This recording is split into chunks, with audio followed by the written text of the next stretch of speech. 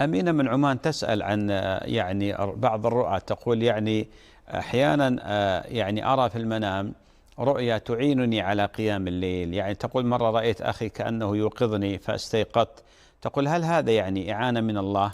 أختي أمينة بارك الله فيك، لا شك بأن هذا إعانة من الله.